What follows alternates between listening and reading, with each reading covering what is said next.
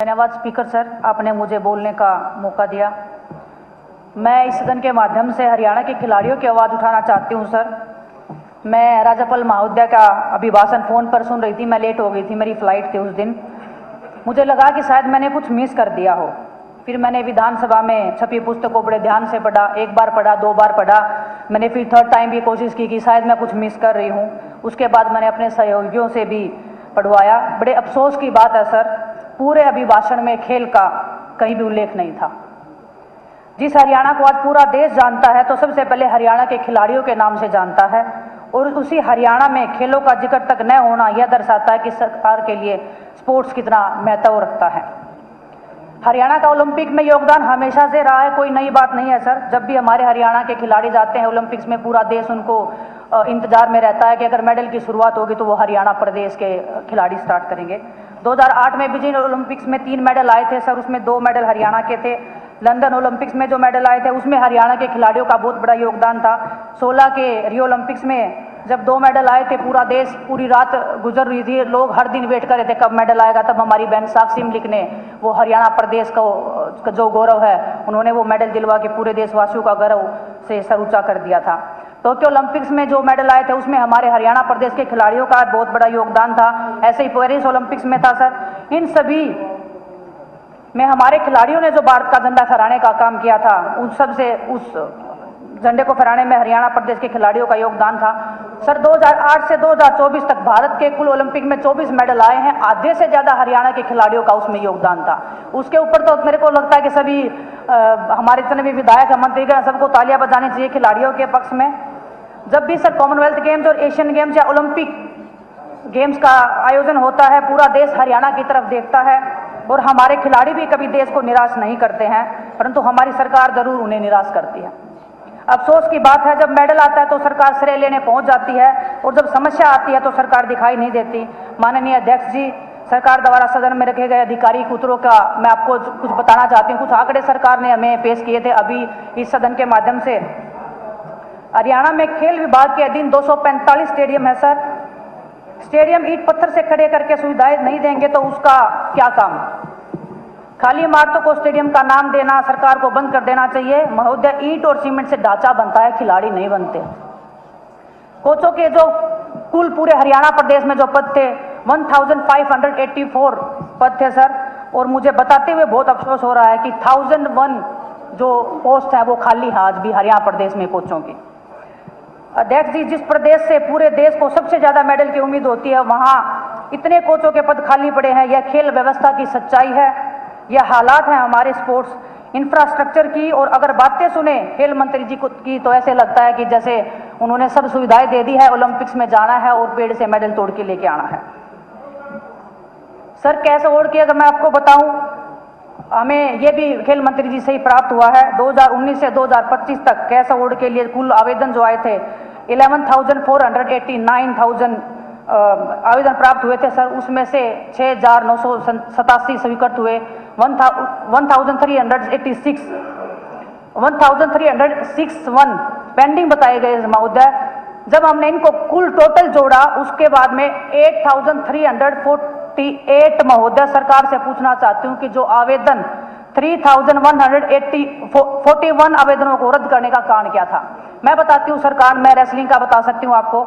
Wrestling में कम से कम 500 से 600 बच्चे ऐसे हैं जो आज भी कैश अवार्ड के वेट में बैठे हैं। बस इतना ही उनका गुना था कि उन्होंने जो अंडर 17, अंडर 20 जो इवेंट्स होते थे उसको पहले कैडेट और जूनियर नाम दिया जाता था, वो हमारी पॉलिसी में नहीं है। तो बोल दिया जाए कि आपने जो इवेंट में जो पार्टिसिपेट किया वो इवेंट हमारी पॉलिसी में नहीं है। सर, कागजों में कहते हैं कि राशि स्वीकृत और वितरित कर दी गई है, लेकिन जमीनी हकीकत यह है कि खिलाड़ियों को 3, 4 साल, 5 साल तक वेट करना पड़ता है। मेरा प्रश्न है माननीय मंत्री जी से कि अगर हम सब मंत्रीगण और विधायकगण, अगर हमें हर महीने सैलरी टाइम पे मिल सकती है तो खिलाड़ियों को कैश अवार्ड क्यों टाइम पे नहीं मिल सकता है। अध्यक्ष जी, ज्यादातर खिलाड़ी गरीब और मध्यम वर्ग के परिवारों से आते हैं, उनके पास प्रतिभा और मेहनत के अलावा कुछ नहीं होता है। जो इनाम राशि सरकार देती है उनको, उससे ही उसका अपना सहारा बनाकर जुट जाते हैं और पूरी लगन से वो मेहनत करके पूरे देश का नाम रोशन करते हैं। मगर अफसोस है कि अपने हक के लिए खिलाड़ियों को महीनों सालों तक सरकारी दफ्तरों के चक्कर काटने पड़ते हैं।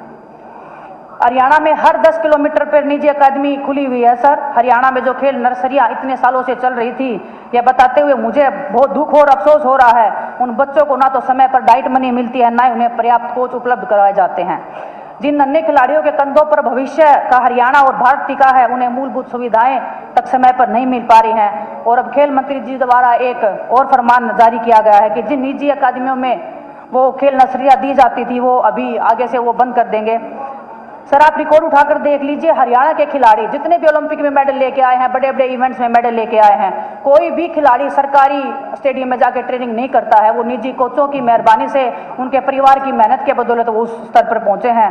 तो सरकार से मैं उम्मीद करती हूं कि वो उन्होंने जो ये फरमान निकाला है निजी अकेडमियों को ये नर्सरियां ना देने का जो किया है, उसको वापस ले, उनको नर्सरियां दे, उनको डाइट मनी टाइम पे मिले, ताकि वो बच्चे आने वाले भारत का भविष्य उज्जवल कर सकें। सर सरकारी स्टेडियमों की जो हालत है, वहाँ पे कोच नहीं है, उपकरण नहीं है, 8 से 9 महीने तक डाइट नहीं मिलती है। कुछ महीनों पहले अखबार में मैं एक पढ़ रही थी यहाँ पे, क्योंकि कटिंग का बहुत जिक्र आता है, उसमें 25 दिनों तक पंचकुला के ताउद्दीन स्टेडियम में खाना तक बच्चों को नहीं मिला था। ऐसी स्थिति आ गई है सर, खिलाड़ी पूछ रहे हैं हम अभ्यास करें या भूख से लड़ें।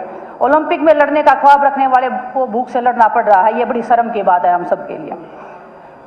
पूर्व में मुख्यमंत्री मनोहर लाल जी ने 2016 में घोषणा की थी कि हरियाणा में ओलंपिक्स में जितने भी मेडल आएंगे, उन बच्चों के हर गांव में जाके वहां पे ओलंपिक लेवल का इंडोर स्टेडियम वो लोग बनवाएंगे। लेकिन कितने स्टेडियम बनवाए सर, वो उसका उनको ब्यौरा देना चाहिए मंत्री जी को। ये स्टेडियम आज भी अधूरे पड़े हैं, वहां पे सुविधाओं के नाम पे सिर्फ एक चारदीवारी कर दी गई है और उसको ओलंपिक लेवल का स्टेडियम बता दिया गया है सर। बहादुरगढ़ में हमारे छोटे भाई अमन की मौत हुई, लाखन बाजरा के छोटे भाई हार्दिक राठी एक उभरता हुआ हमारा स्टार था।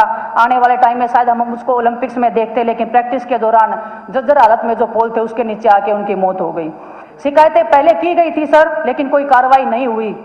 पिता ने ना नौकरी मांगी ना मुआवजा मांगा, उन्होंने सिर्फ एक डिमांड की कि हमारे गांव में एक इंडोर स्टेडियम बनवा दिया जाए ताकि कोई दूसरा हार्दिक राठी ना बन जाए।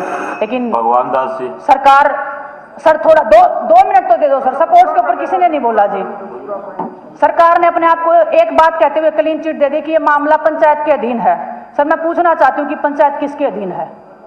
पंचायत भी तो सरकार के अधीन आती है। जिम्मेदारी लेने से हमारी सरकार भागने का हमेशा काम करती है। 2 युवा खिलाड़ी, 2 जिंदगियां और जवाबदेही शून्य। यह हादसे सरकार की लापरवाही का नतीजा थी सर। यह हादसे, माननीय अध्यक्ष जी, हरियाणा के खिलाड़ी कमजोर नहीं है, वे मजबूत है, मेहनती हैं, देश के लिए मेडल लाने में सक्षम है। कमजोर है तो सरकार की खेल व्यवस्था है, जो अव्यवस्थित है, असंवेदनशील है और जिम्मेदारी से भागने वाली है। 2036 में कॉमनवेल्थ गेम्स होने हैं, एशियन गेम्स हैं 2026 में, 2030 में भारत में कॉमनवेल्थ गेम्स प्रस्तावित हैं। 2018 के बाद से खेल उपकरण हमारे हरियाणा प्रदेश ने खरीदे नहीं है सर। ये बड़े शर्म की बात है हमारे लिए। केवल भाषणों से मेडल नहीं आते हैं सर, मेडल आते हैं मजबूत नीति से, समय पर भुगतान से, कोचों की नियुक्ति से, इंफ्रास्ट्रक्चर से और खिलाड़ियों के सम्मान से। मैं अंत में आपसे अनुरोध करती हूं सरकार से, जो 1051 पोस्ट खाली पड़ी हैं कोचों की, उनको भरा जाए। जो कैश अवार्ड, जो स्कॉलरशिप बच्चों को मिलती है, उनको टाइम पे दिया जाए। निजी अकादमियों को सहयोग दिया जाए। इंडोर स्टेडियम पूरे किए जाएं, जो सिर्फ कागजों में पूरे हैं उनको धरातल पे पूरे किए जाएं सर। खेल नीति बनाने में खिलाड़ियों का योगदान बहुत जरूरी है, क्योंकि जो खेल नीतियां जो हमारे अधिकारी बनाते हैं शायद उनको पता भी नहीं है ओलंपिक होता क्या है, बस सुना है और वो टीवी पे बैठ के देखते हैं। हरियाणा का खिलाड़ी सरकार का मोहताज नहीं है सर, लेकिन सरकार का कर्तव्य है कि वह खिलाड़ी के साथ में खड़ी रहे। आप सब ने बहुत ध्यान से सुना। मैं उम्मीद करती हूं कि मेरी बातों का कुछ खिलाड़ियों के जीवन पे असर पड़े और सरकार उसकी तरफ थोड़ा सचेत रहे और खिलाड़ियों के लिए कुछ करे। बहुत बहुत धन्यवाद जी।